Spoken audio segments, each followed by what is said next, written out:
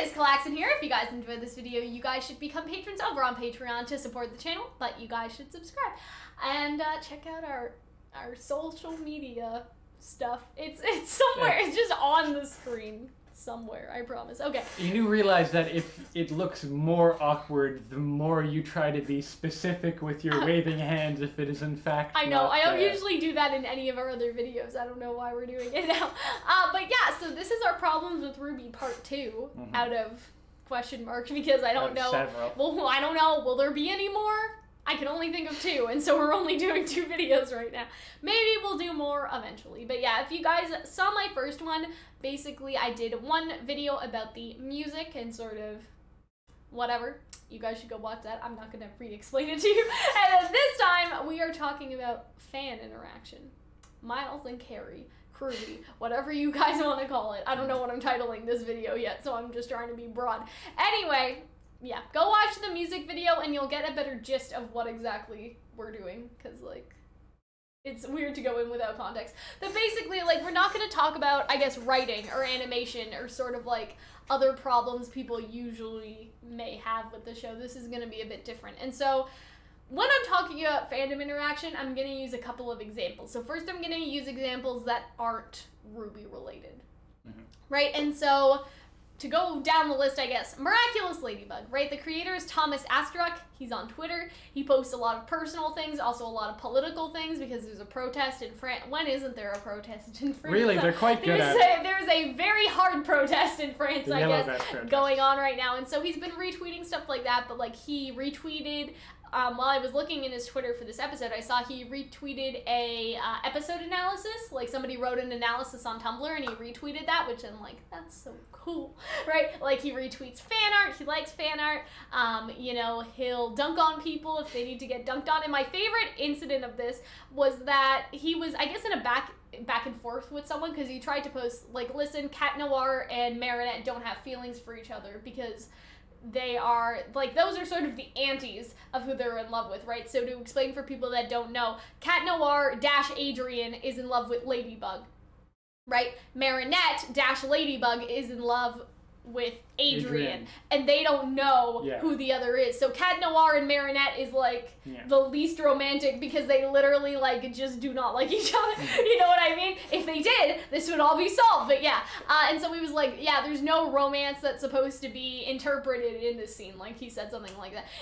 And then this person was like, well, what do you know? Obviously, you don't know anything. Like, if you think that, there's clearly romance there. And he's just like, dude, like, I'm the creator of this show. I agree with that, and I don't agree with that. I get the death of the author, I know all that. But sometimes people are like, motherfucker, like, you, like... But he's saying, like, it was more of, y'all are seeing something that is, like, literally not there. Like, it's not there in any capacity. That was sort of his point. So for the sake of it, Hunter, let's not argue about that and let's keep going. My point is that he's very active, like, in the fan base, right? Like, again, he retweets people's analysis, which I think is really cool, because that, to me, is, like, one step under, like, retweeting a YouTube video. You know what I mean? Because that's like, you know, retweeting somebody's Reddit post or, like, their Tumblr post, which in this case it was.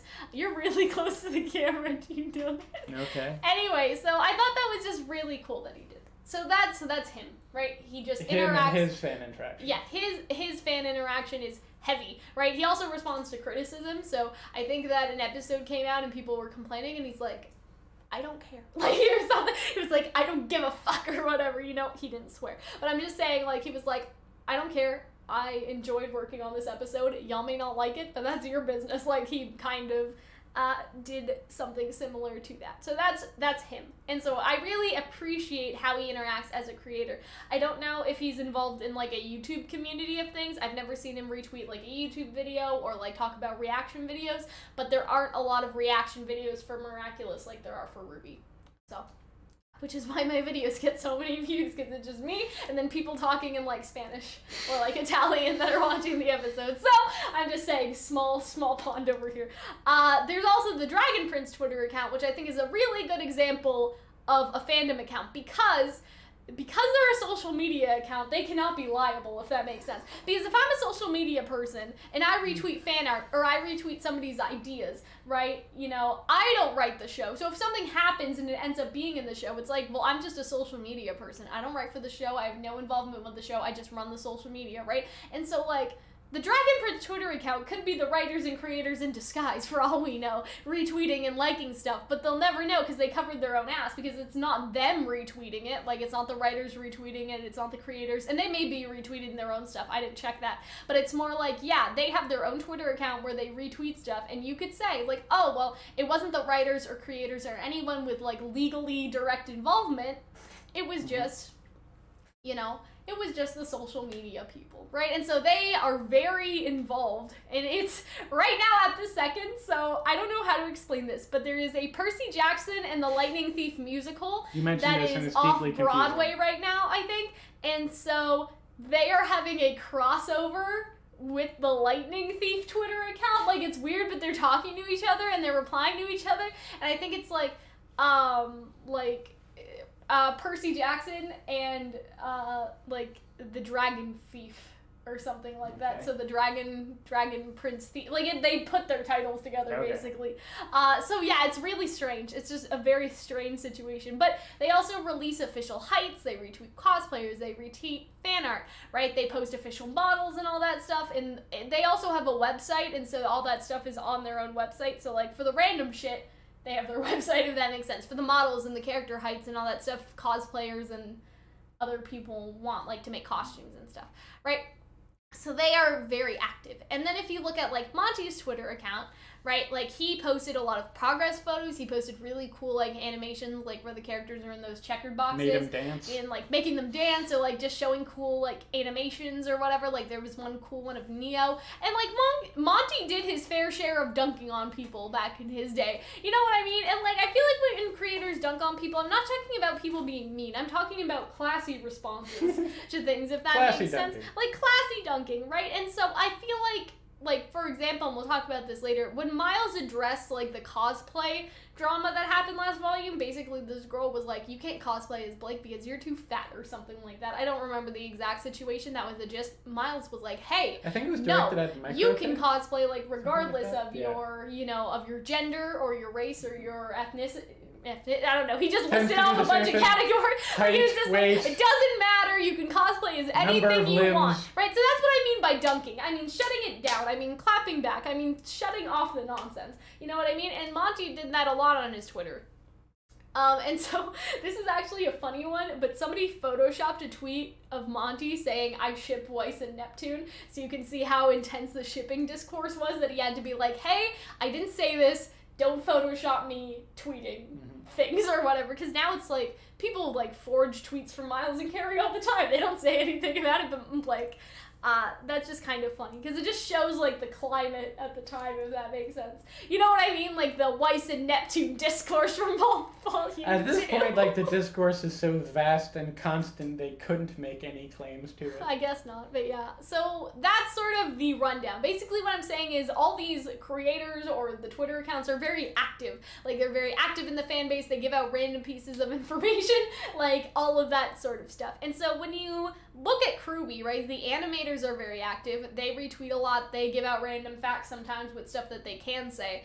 But the problem with the animators and the concept artists, or even like Erin's been very active. Like she was active on Instagram, like with her live streams, and the voice actors. Lindsay dunked on someone. Casey's dunked on someone because I dunked on someone. So it was like a quote tweet and a tweet. It was like a little Jack in the Box of people of us dunking on this homophobe. Anyway, so there was that. Your proudest moment, clearly. I mean, hey, my tweet got over 1,000 likes, so that's enough for me.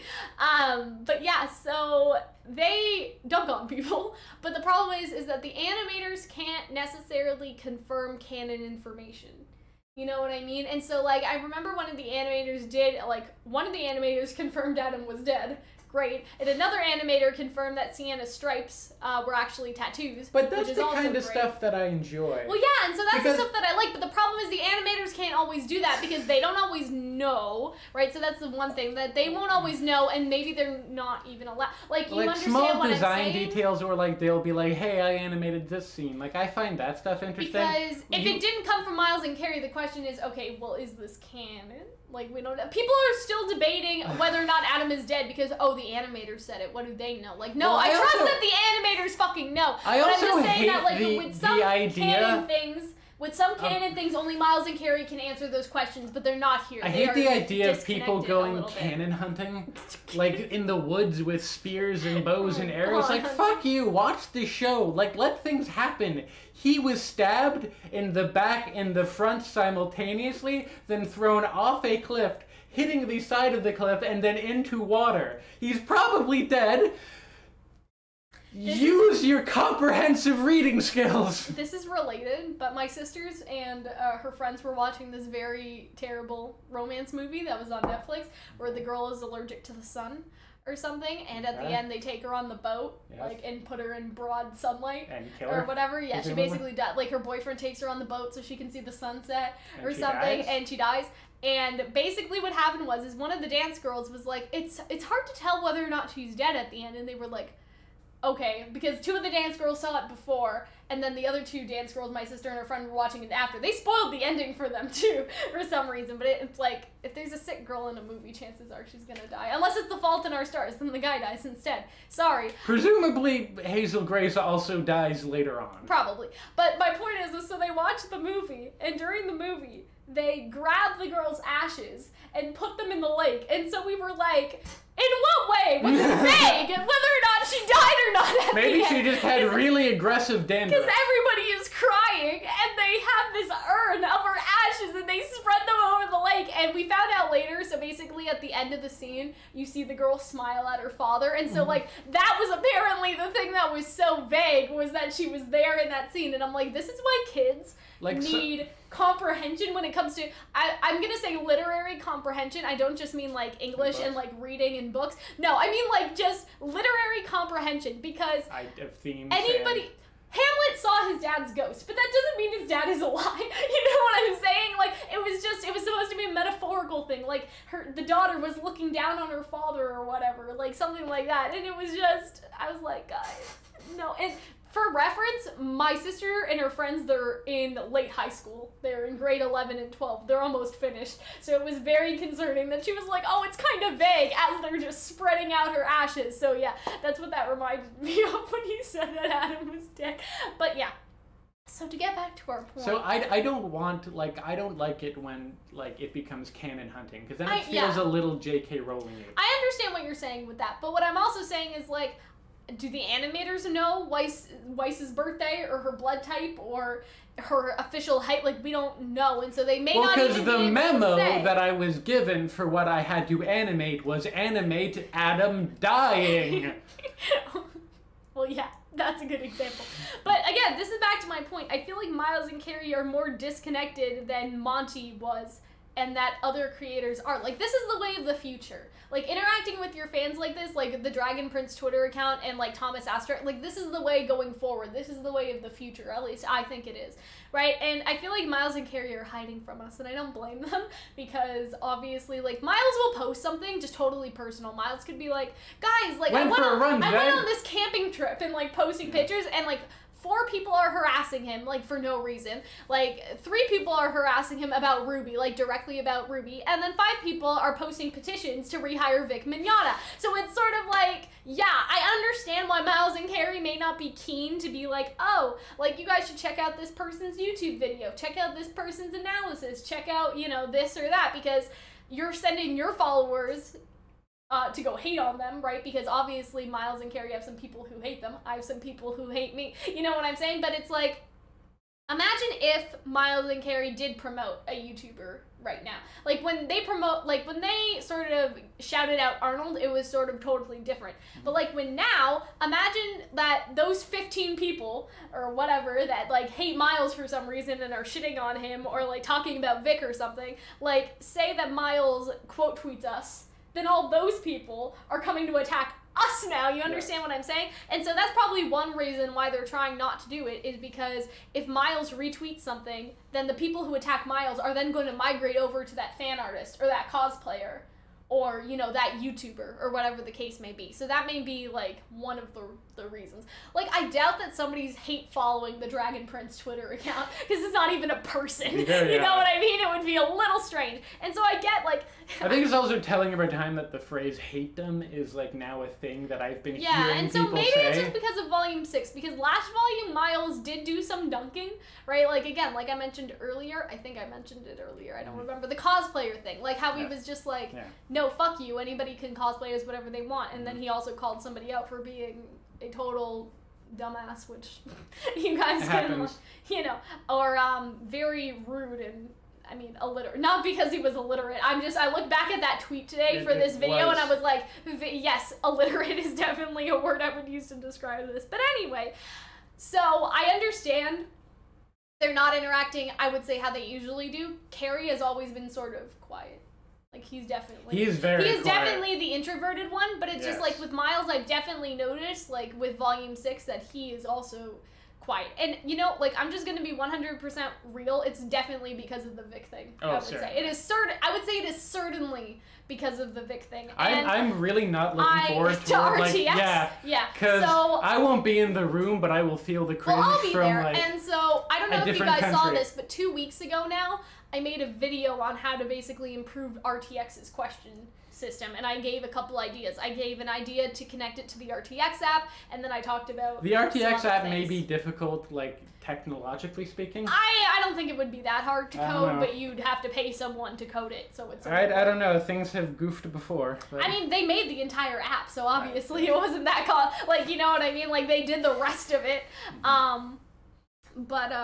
Yeah, and so that's sort of the other thing, is that in RTX, the questions are shit. So you would assume that these things, like, would be asked at RTX, but people are so preoccupied asking their shitty questions for some reason that we'll never get to know. And so that's my problem, I guess, is, like, I want official birthdays. I want heights. I want blood types. I want astrology signs, okay? I want to know that Winter used to play a violin and do a duet with Weiss. Like, I just want to know random shit that isn't going to be important in the show ever. You know what I'm saying? And I don't know, maybe Winter playing the violin with Weiss will be important, but if it's not going to be, at least, you know, why not? I see Winter's more of a piano girl. But well, they could do a duet if they did a piano and violin combo. I don't like you know that. Clearly, you've watched Your Lie in April. Yeah. I don't like that as much. I don't like that. I know, and it's going to be different for everyone. I'm not saying for them to just, you know, tap on Twitter and be like, because Ironwood and Glinda had hot BDSM sex. Like, I don't want them to just say that, or like, you know, the mustache version of Ozpin's Lives in the pinstripe suit was actually homosexual. Like, I don't want them to do stuff like that, but it's just like, I don't know how hard it would be to just reveal things. And sometimes this happens in the manga, right? In the RWBY manga and the Weiss manga, it does show, like, Winter and Weiss's childhood. So if she played the violin, that would be a great place to insert it. I like stuff of when they talk about when we were creating this theme, we thought, hey, like, what if we gave RWBY a muff to cover her face? Well, yeah, or what if, like, other stuff like that that they didn't. Like, I'm more interested in that in the development behind the scenes stuff. Because there's, like, the argument the thing you could argue, though, is that RWBY does behind-the-scenes videos now. Yeah. So it wouldn't necessarily be on Twitter. But I'm like, I just want to see someone's dancing animation. Like, that would be cute as well. Like, you know what I mean? Like, I don't know. Like, and so that's just my problem is, like, Miles, I just want you to tell me Weiss's birthday. Like, 12th of December. Is she a Sagittarius? Do they go by the Gregorian calendar? Yeah, like, I don't know. And this is sort of an extension, and a lot of people don't like this, but it's like, people don't like when it's important information for you to understand the world, and it's often a world of remnant, and I understand why people don't like that. Like, people don't like that there was a separate aura and semblance video. That stuff should be exposition that is weaved into the show proper.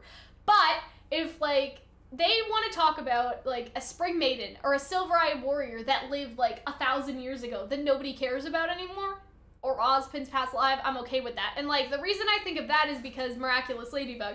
Because Thomas Astruck, he's either... Sometimes I think he's released new Miraculous holders, like, just original ones. But he's, like, Joan of Arc was a miraculous holder. Like, this Egyptian queen was a miraculous holder. Different this Amazonian princess was a miraculous holder. Because that's a show that's situated in the real world. Was a miraculous holder. I get it. Yeah, but RWBY's different. RWBY has historical and fairy tale characters, right? And so if they wanted to do, like, sort of a side thing where it's like, oh, like, this silver-eyed warrior who's, like, based off of, looks at notes, The Little Mermaid, like, something like that. Like, she, like... I think that's different, because you're mixing, like, because, like, saying that, like, oh, Yang was based off of Goldilocks. Like, that's interesting from, like, a production standpoint, but that's not that's less of lore, and I feel more production. I want both, though. Like, you know what I mean? Like, I want the blood types, I want the star signs, I want, like, Weiss's favorite food, like, is this, or, like, you know, like, Ilya's favorite food is that, or, like, stuff those like little that, things are fine. I think they've done that for RWBY, that it's strawberries canonically. Yeah, it's strawberries or whatever, but they said that at a panel, at a convention, where people were competent, apparently. I'm surprised that it happened, but apparently it, you know what I mean? Here's the thing, because I feel like there's I mean, you can make the J.K. Rowling, but I think the J.K. Rowling thing has less to do with her building the world and more to do with the fact that she wants to, like, credit for having gay characters but not show them be canonically gay. The thing is, like... So, no, it's different, but but then there's also the John Green model of, like, belongs to their readers, whatever in their imagination. And I kind of like a little in between. Yeah. But I don't want them to be like, yes, this ancient figure... just with RWBY, where it doesn't have as, like... I think it would be cool because it's like, not that kind of Here's how show. I would picture it, if that makes sense. Like, I would picture, like, here's, like, an extended, like, lore, not book, but here's an extended lore page, and it's talking about, there was a winter maiden, like, who, you know, based off of the Snow Queen or something, and they tell this whole story of how, like, I don't know, Vacua or somewhere really hot froze over and they had to, like, you know, because that's something, like, if they're never going to include certain fairy tales in the show for whatever reason, like, maybe there is no reason to have an Elsa, maybe there is no reason to have a Snow Queen-based character, then they could do extended lore, and lots of shows do extended lore, so I don't think that's a problem. And so, like, I don't necessarily want them to do a book, but I think that it would be cool that they do something in the vein of a Kingdom Hearts Ultima, where it's like there are interviews with the writers and with the creators, and there's also images, like there's also art in the Ultima, there's also like random bits of canon information. Yeah, but then it gets into canon hunting. I also like it that the idea is less like this is true and more like suggestion. Like when we were creating her, we thought like, oh, she was. It's like, okay, so my favorite thing is like a suggestion over lore. In The Dark Knight, the Batman film, we see the Joker, and the Joker is very mysterious. They never ever said clearly, outright that like Joker used to be a veteran, he had bad PTSD, and that's why he's like this. But just in an interview or in a book he had written about making films, Christopher Nolan said like, oh, I worked with Heath Ledger, and we came out with the inspiration for the characters. We imagined him being a veteran where something went horribly wrong after the war, and that's why he has weapons training and he has explosives trainings. Where it's not like, you see the difference where it's just a suggestion in how they were creating the character, not like hard lore. I mean, it's hard to do a suggestion in 280 characters, so that's why I'm just like, tap, tap, like, winter, like... Well, I mean, they did that. Winter's a size 6 shoe. Like, I don't know, like... Like, with Game of Thrones, they did that. Like, there's 2 whole-ass books about the extended history of Westeros. Yeah, maybe that's what I want. But also, like, but the just thing on with... Twitter, but or the just thing with that is that I feel like they're particular about... Here's what I would actually recommend to Miles and Carrie, and to RWBY in general. Well, I think they should have a RWBY account. Like the Dragon Prince account. I think that they should have a RWBY Twitter account that is for the show and for the show only. And anybody from the team has access to it. Don't tell your lawyers that. But like, you know, on paper, only the social media people can use it. In terms of like in the company, everyone could log in and just retweet stuff. You understand what I'm saying? Because that saves you from a liability issue.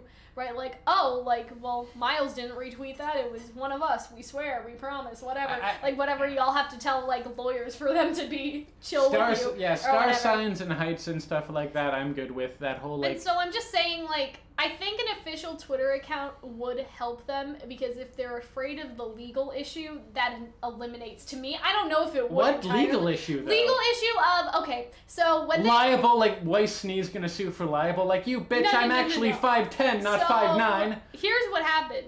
when they were releasing RWBY, like the first couple episodes, somebody had made a fan design of a character that looked exactly like Ren. Like, just randomly. Like, he looked exactly like Ren. I think he may have had the same weapon as Ren, right? Really? I never heard or something like that. I think they talked about it at RTX last year, or something. And so, like, there was just this character that somebody made before, I guess, the first couple episodes aired, but, like, in between the trailers, like when the trailers were releasing and when people were starting to make fan characters, somebody made someone that looked exactly like Ren, and like they had to be like, we never saw this, right? Because then somebody could say, oh, you stole my design and you put it in your show. Like, that's what I'm talking about, like, for a liability issue. Like, I'm sure that's the reason why they have to be careful when retweeting fan art, because say they retweet a piece of fan art and then it happens in the show, okay, maybe, right, by accident or by coincidence or whatever. And so a fan account, like a company account where it's like, this is the account for RWBY, right? And like the social media people are retweeting, maybe Miles and Carrie take a peek, but like according to their lawyers, those lawyers will say they never saw it, they never interacted with the Twitter account or whatever. You understand what I'm saying? Sure. And so I feel like that's sort of the workaround the Dragon Prince has, because they retweet a lot of fan art and a lot of cosplay, and they're not getting sued, at least as far as I know they're not.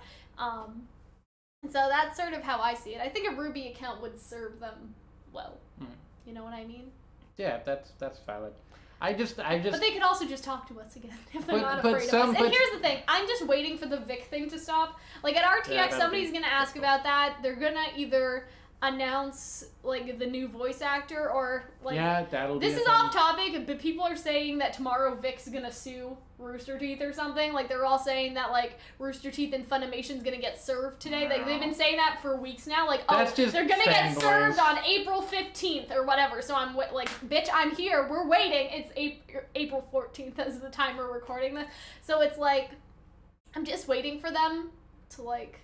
So they'll talk to us, okay? Because I'm pretty sure that's the reason why they're being so quiet. Also, they're just busy. Like, they're busy people. I understand that. Also, but, Twitter is a terrible website that sucks. I don't know why I still interact with it, because most of it is a garbage fire. I understand, like, Miles and Carrie are busy people, but at the same time, like, there's nothing wrong with on a Sunday afternoon being like, here are the girls' birthdays, and just posting that on Twitter, like, just for the world to divulge, I guess. Do you understand what I mean? Mm-hmm. Or, like, did you know that, like, while we were sort of looking at like, Adam's blindfold, we, like, thought of this scene from Beauty and the Beast? Like, I don't know. Stuff like that. Like that's easy to just put out on Twitter and just let the world do what they will. I'm less interested in just giving random, unimportant snippets from the past. I like unimportant I don't like... Well, because I brought up Game of Thrones before, is that everything that they bring up as lore, like, has a place. Yeah. They don't bring up something and then have it mean nothing. Yeah. Like, they still don't tell you what's west of Westeros, because that doesn't matter. But I want to know, Hunter! I want to know what's west of Westeros! But that's the idea, is that I like it better when they don't tell you everything, so they allow the viewers to have kind of an imagination about it. My problems with RWBY. Maybe it's not your problem with RWBY. Yeah, so I don't have that issue. Or their problem with RWBY, but y'all asked for my problem. That's what I love about That's what I love about reading like older RWBY fanfiction, is that we see like, oh, that's what people before we saw Atlas, what people thought Atlas looked like. I always imagined Atlas being like a dome city, where it's cold outside but warm on the inside. You know, or like people imagined, you know, before Salem was a thing, they imagined ostensibly like versions of Salem's before they knew Salem existed, like Cinder having a mom. For me, I guess it's more like, again, like these are me problems, if that makes sense. Like, I'm not trying to drag anyone, but when other content creators make RWBY, I'm not going to call them hate videos, RWBY criticism videos, right? They're like, if you don't agree with me, then you're stupid and you're a sheep. Like, some people talk like that. But I'm not trying to say, I have this problem and you need to have it too, right? Like, you need to have a problem if Weiss doesn't get her birthday revealed. Do you understand what I mean? Like, I'm not saying that. I'm just saying, like, you guys asked me what my problems are, and these are the two problems I have so far. The music, and then just this sort of, like, I just want the blood types. I just want to know that if I needed a blood transfusion, like, who would it be? I would have to get it from Adam, son of a bitch. I mean, he's dead, so it's like... Well, then he doesn't need it. No, but I need the it blood. from Adam. Exactly. Yeah, exactly. You can take all you want from him. That's I'm good with that. To clarify, like, that's the point of this, like, these videos. It's not for me to be like, I have this problem and you need it too. Like, you also have to have this problem. You also need Adam's blood. Sheep. Like, you know what I mean? Like, no, I'm just sort of saying, like, yeah, this is a me thing. It may only be a me thing, but y'all I want to get a bone marrow transfusion from Nora. Why not? I feel like if I got any of Nora's biological traits, that would change dramatically as a person. And so yeah, that's it. So I hope you guys enjoyed these 2 videos. If you guys did, you guys should become patrons over on Patreon, and we will see you guys later. Bye. Thank you guys for watching, and I hope that you guys enjoyed this video. Thank you to all of our wonderful patrons and our YouTube membership members who have joined using the join button that is under this video or on my channel page. You guys may be wondering, what do patrons and YouTube membership members get? YouTube membership members for $5 get access to my Discord server, they get a bunch of cool emotes, and they get early access to all of my videos. $10 patrons on Patreon get early access that is more than a week in advance, so sometimes we do videos like weeks in advance or even a month in advance, and so they'll get those videos way earlier, right? And they also are able to make requests, and so if they want us to do a shipping video or a reaction to an anime or to cover some sort of theory or to discuss something, they can ask for it and we will do it. On Patreon, $5 is early access a week in advance and $1 is for the Discord server. I hope that that helps. Again, thank you to our wonderful patrons over on Patreon, and I hope that you guys will join up soon. I will see you guys later. Bye.